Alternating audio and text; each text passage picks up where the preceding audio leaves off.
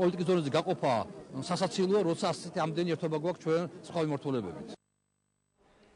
სტრასბურგში საშობაო ბაზრობა გაიხსნა მასზე. საქართველოს როგორც საპატიო სტუმარი პირველადაა მიწვეული, გახსნა 10,000 ადამიანი დაესწრო. საქართველოს პირველად ერთიანი ბაზრობის თანამასპინძელია.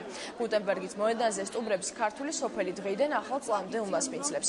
ჩვენი ქვეყნის ყველა კუთხის გასაცნობად ქალაქის ცენტრში გამოფენილია ნაციონალური სამოსი, ეროვნული პროდუქცია, სუვენირები, ქართული ღვინო და სამზარეულო.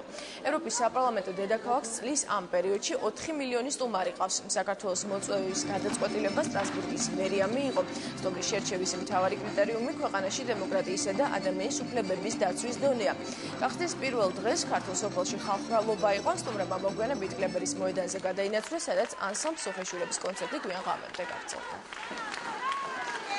პირველად ჩვენ მოხდით ასე დიდი პატივია და პასუხისმგებლობაც, იმიტომ რომ საქართველოს ბევრ ქვეყნებს აჯობა ამ კონკურსში. ბოლოს ასე ვთქვათ, შეიძლება ითქვათ ფინალში იაპონიასაც და აქ 4 მილიონამდე სტუმარი მოდის ასეთ დროს.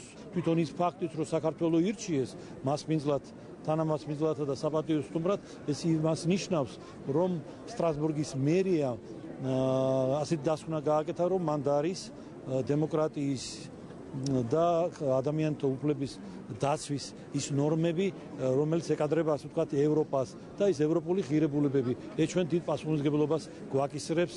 ძალიან გახარებულები ვართ. თვითონ ძალიან კარგად იყო ყველაფერი ორგანიზებული, ძალიან კარგი იყო ყველაფერი. მით უმეტეს სოფეშულების კონცერტმა საერთოდ რა გადასწარები იყო